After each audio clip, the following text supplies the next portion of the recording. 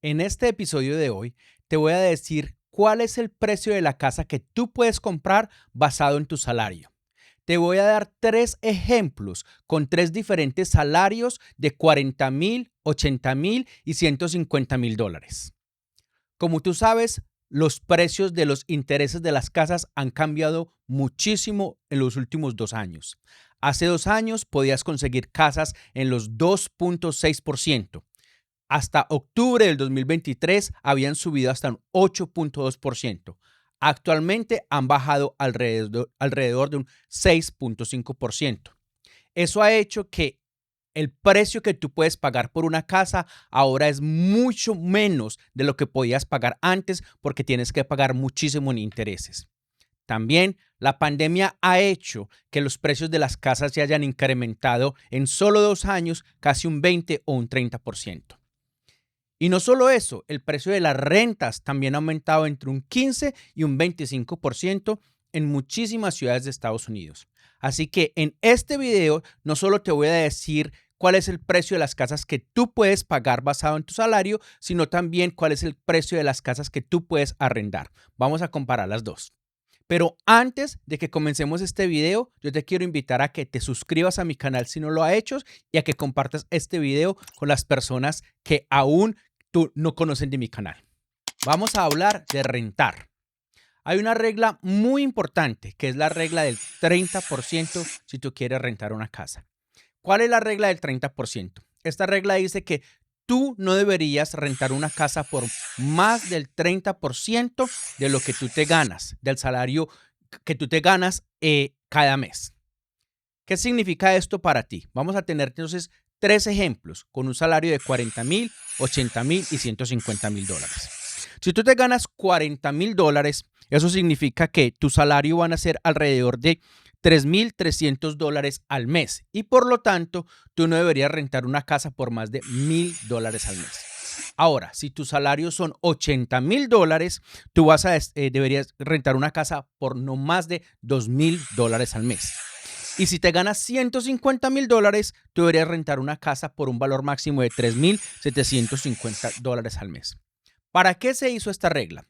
Se hizo para que lo hicieron unos expertos en finanzas pensando en que tú deberías tener dinero suficiente para que al final del mes te quede dinero para pagar tus tarjetas de crédito, las facturas de la luz, del agua, del teléfono, para ahorrar para tu retiro, para mandar tus hijos a la universidad y para todas las demás cosas.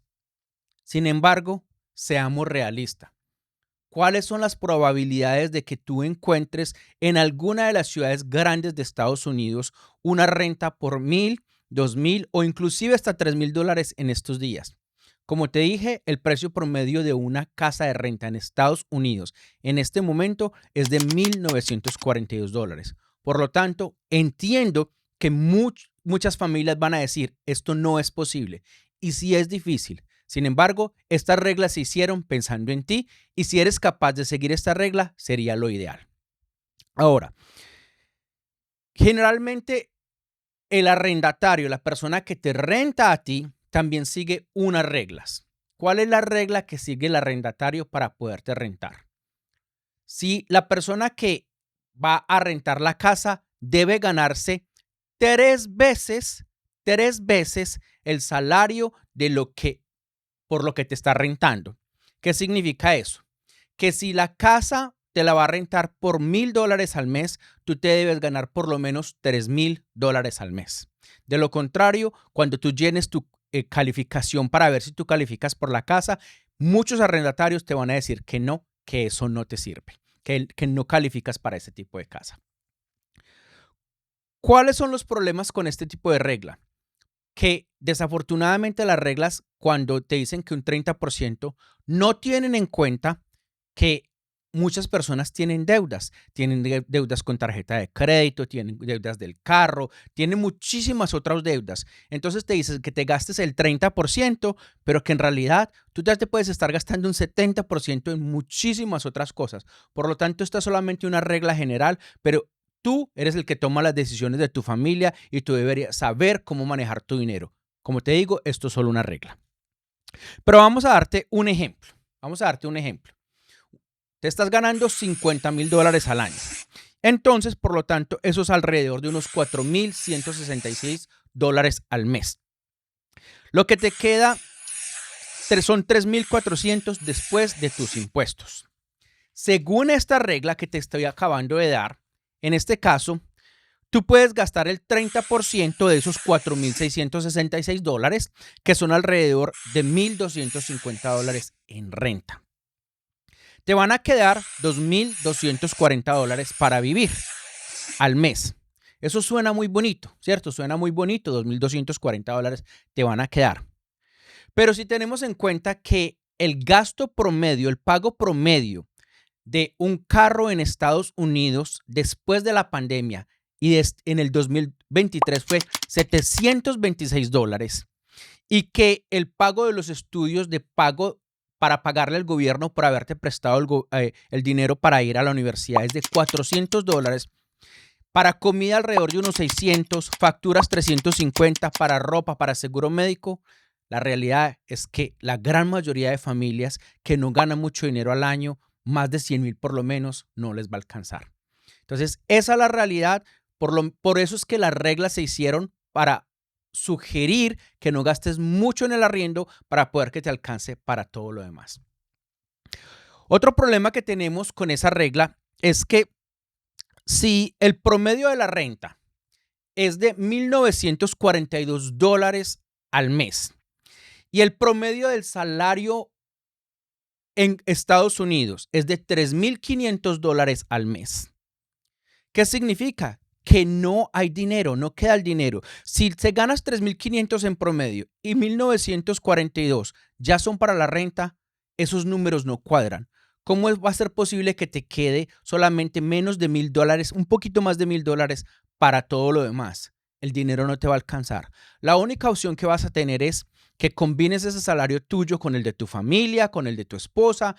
Por eso es que muchas de nuestras familias, desafortunadamente, la única opción es que tienen en ciudades tan costosas como Miami, que lo ves muy frecuentemente, es que iban muchas generaciones. Viven los tíos, los primos, los hermanos en una misma casa para poder pagar la renta, porque de lo contrario no lo pueden hacer. Eso es lo que vamos a hablar de la renta. Ahora vamos a hablar de otras reglas para las casas, para comprar casas. En cuanto a las casas, existen dos reglas en especial. La primera regla es la regla del 28-36 y la segunda regla es la del 30-33. Son dos reglas completamente diferentes. La primera regla es la del 28-36, es la regla que utilizan los bancos para saber por cuánto dinero calificas tú para poderte prestar el dinero. Y la segunda regla es la del 30-33, que es la regla que recomiendan los expertos en finanzas para que tú no gastes más de ese dinero al momento de comprarte una casa. Vamos a hablar de la primera parte, que es precisamente el 28. ¿Qué es la parte del 28? El pago mensual de la hipoteca, o en algunas partes lo llaman de tu crédito hipotecario, no debería ser más del 28% de tu salario mensual antes de los impuestos. Eso es lo que dice la regla, eso es lo que los bancos van a mirar, que no te pases más de un 28%, porque si te pasas, lo más seguro es que no vas a calificar para el préstamo o la hipoteca que ellos te van a hacer. Entonces vamos a hacerlo esto con 3 ejemplos claros. Supongamos que tú te estás ganando $80,000 al año, que eso es básicamente $6,666 al mes. O que si le ponemos un 28%, esos son $1,866 mensuales. Es lo que tú podrías gastar para tu hipoteca. Ahora, si son $40,000 lo que te ganas, que eso vendría siendo unos $3,333 al mes, y eso es con un 28%, lo máximo que podrías pagar para tu hipoteca son $933 al mes. El último es si tú te ganas $150,000 al año. Si tú te ganas $150,000 al año y le quitamos el 28%, eso van a ser unos $3,500 máximo que tú puedes pagar en tu cuota mensual de la hipoteca. ¿Ok? Eso es la primera parte de esa regla. La segunda parte es el 36. ¿Cuál es la parte del 36? Esa parte del 36 lo que dice es que el pago mensual de tu hipoteca o crédito bancario, más el pago mensual de todas tus deudas, como la cuota del carro, como la cuota del seguro médico, como la cuota de cualquier préstamo de estudio, no te debe pasar más del 36%. Es ahí por eso que muchas de las personas cuando están comprando una casa, las personas que le están ayudando, los agentes inmobiliarios siempre le dicen, por favor, no te vayas a comprar un carro, no te vayas a meter en ninguna deuda, porque generalmente cuando hacen eso, se van a pasar de esta regla del 36%. Por eso es muy importante que si te vas a comprar una casa, no te metas en una deuda antes de aplicar por un préstamo, porque muy seguramente no vas a calificar. Solo te quiero decir algo que es muy importante. Solo porque el banco te calificó para darte un préstamo hipotecario, eso no significa que tú deberías agarrar esa cantidad porque que el banco te está prestando. Solo porque tú califiques para una casa de $1,000,000, no significa que tú deberías meterte en una deuda de $1,000,000. Recuerda esto, al banco no le importa si a ti te queda dinero mensual para ahorrar, no le importa si a ti te queda dinero mensual para jubilarte o pensionarte. Así que ellos lo único que les interesa es que tú tengas dinero suficiente para pagarles a ellos. Y por eso es que hay muchísima gente que se queda en bancarrota y tienen que entregar sus casas. Mi recomendación es que nunca compres una casa con lo máximo para lo que tú calificas. Siempre intenta comprar una casa que sea un 20 o un 30% menos de lo que tú calificas, porque de lo contrario vas a vivir siempre día al día, mes a mes con tu dinero. La segunda regla que tenemos es la regla 30-33. Esta regla está dividida en tres partes. Vamos a hablar de la primera parte, que es la del 30. Esta primera parte te dice que tú no deberías gastar más del 30% del total de lo que te ganas en el pago de tu hipoteca. Ella ya debería incluir el seguro y los impuestos, no más del 30%. Esta regla no es una regla del banco. Esta regla es una regla que hicieron las personas expertas en finanzas. Recuerda siempre esto. Las personas expertas en finanzas, te están intentando recomendar lo mejor para que tú puedas tener una vida financiera estable. Entonces, no deberías gastar más del 30%, incluyendo impuestos, inseguro y el pago de la hipoteca. Esa es la primera parte. Vamos a hacer el ejemplo con los tres salarios que hemos venido hablando. El primero es para una persona que se gana $40,000 al año. En ese caso, la persona no debería pagar una cuota mensual de más de $1,000 al mes. El segundo ejemplo son una persona que se gana $80,000 al año. En ese caso, una persona no debería pagar más de $2,000 al mes. Y en el tercer caso es una persona que se gana $150,000 al año. En este caso, no debería pagar más de $3,750 al mes en su hipoteca, incluyendo el seguro y los impuestos de la casa. ¿Ok? Yo sé que es muy difícil seguir estas reglas porque pagar solamente esa cantidad, y tú me vas a decir, pero ¿dónde consigo una casa que sea tan barata que podamos pagar eso? Y la verdad es que es extremadamente difícil. Por eso es que en los últimos años la gran mayoría de gente se ha estado moviendo de ciudades y estados tan costosos como Nueva York, como California, como Washington, a las partes del sur del país, y ciudades como Texas, como inclusive Georgia, como Carolina del Norte, se han venido moviendo para poder conseguir casas más baratas. Pero desafortunadamente, después de la pandemia, mucha gente se movió a esos estados e inclusive esas ciudades y esos estados ahora también son costosos, o por lo menos son costosos para poder aplicar estas reglas. Ahora vamos a hablar de la segunda parte de la regla 30-30-30. Esta es la segundo 30. ¿Qué significa estos segundos 30? Es que deberías tener un 30% en efectivo del valor de la compra de tu casa. Ahora, tú me dirás, 30% es muchísimo dinero, pero esa es la recomendación. ¿Y por qué 30%? Lo tradicional es que si tú vas a comprar una casa, tú deberías poner un 20%. ¿Y por qué te estamos diciendo que un 30 y no un 20%?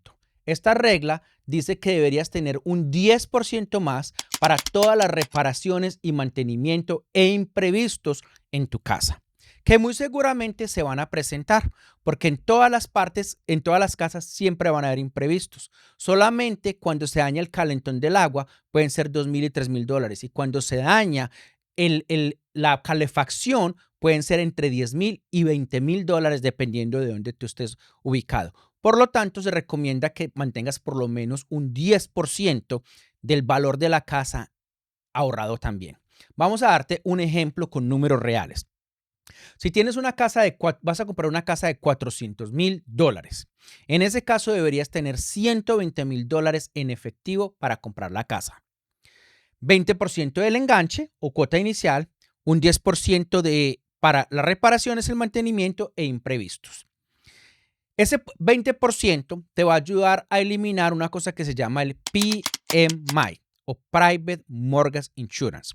Cuando una persona va a comprar una casa y paga menos de un 20% de cuota inicial, los bancos te van a obligar que tú pagues un seguro que se llama PMI. Es un seguro para que si tú no pagas, ese seguro le paga a los bancos porque tú no pagaste. Entonces es una cantidad mensual que tú tienes que pagar. Cuando tú pagas más del 20%, tú la eliminas. Entonces por eso se recomienda que tú compres una casa con un 20% o más. Ahora, tú me dirás, pero 20%, o sea, ¿quién ahorra $120,000? Y la verdad es que es difícil. Cuando estábamos hablando en 1970, comprar una casa valor promedio era entre $14,000 y $20,000. Ahorrar la cuota inicial demoraba 2 a 3 años. Era muy fácil. Por eso los baby boomers, que es como se llaman las generaciones de los viejitos que conocemos hoy en día mayores de 65 años, esas personas era muy fácil hablar, decían, no, pues es que usted simplemente trabaje. Era muy fácil para ellos decirlo. Eso ya no es así. Hoy en día, el promedio para ahorrar para tu cuota inicial de tu casa está entre 10 y 20 años. Se toma porque la edad promedio de una persona que compra una casa en Estados Unidos en este momento es de 49.5 años. Así que si tú quieres comprar una casa y tienes que poner esos $120,000, la realidad es que vas a tener que ahorrar por lo menos unos $1,000 al mes entre 10 y 15 años si tú quieres comprar tu propia casa. No va a ser fácil, pero sí es posible. ¿Cómo deberías tú ahorrar esa cuota inicial o dónde lo deberías ahorrar? ¿En la bolsa de valores? ¿En criptomonedas? ¿Dónde lo deberías ahorrar? Hay muchísimas maneras de hacerlo. Sin embargo, la manera más segura y menos riesgosa sería meterlo a un banco, pero no a un banco tradicional, porque los bancos tradicionales te van a dar un 0.1% de intereses, sino a un banco con unas tasas de intereses altos, que la gran mayoría de esos bancos son bancos en línea. Por ejemplo, el banco Sofi, que es algo de interés, en este momento está dando alrededor de un 4% a un 4.5%. Existen otros bancos, por ejemplo, el banco que anteriormente se llamaba el BBVA, que ahorita en este momento creo que se llama el banco PNC, el PNC, el banco ahorita está dando un 4.6%. Entonces, esos bancos son bancos que te garantizan el dinero, están asegurados por el gobierno por $250,000, que si algo te pasa y tú tienes menos de $250,000 ahorrados, te garantizan que te van a dar tu dinero. Así que ahí puedes estar ahorrando tu dinero para garantizar tu cuota inicial. La tercera parte de la regla 30-33 es precisamente el 3. ¿Qué significa eso? Que no deberías comprar una casa que sea más de 3 veces el valor de tu salario anual. O sea, que si tú te ganas $200,000 al año, la casa que te vas a comprar no debería ser más de $600,000 al año. Pero es la regla más difícil y desde mi punto de vista más irracional que existe. Yo no sé cuándo hicieron esta regla y la han venido recomendando por años. Pero ¿dónde te vas a poder conseguirte una casa que si tú te ganas 40,000, la consigas por 160,000? Esta va a ser la regla más difícil de seguir, porque no sé cuándo se podía hacer esto, pero ni antes de la pandemia lo podías hacer. Yo sé que aunque mucha gente se está moviendo al sur y hay algunos pueblos en las ciudades del sur que quizás todavía puedes conseguir casas por 150, $200,000 que son viejitas y casas de 1000 pies cuadrados, 1200 pies cuadrados. La verdad es que en general es muy, muy difícil encontrar esas casas y va a ser muy difícil que logres conseguir esas casas por ese valor. Aunque sí se puede, pero es extremadamente difícil. Yo diría que esta es la regla más difícil de seguir. Bueno, hemos llegado al final del episodio. Espero que hayan aprendido algo el día de hoy, que les haya gustado esta información. Yo los mantendré informados de todo lo que tiene que ver con el mercado inmobiliario y de finanzas. Si les gusta este tipo de información, los invito a que se suscriban a mi canal y que compartan este video con todas las personas que crean que se pueden favorecer de esta información. Que tengan un feliz día.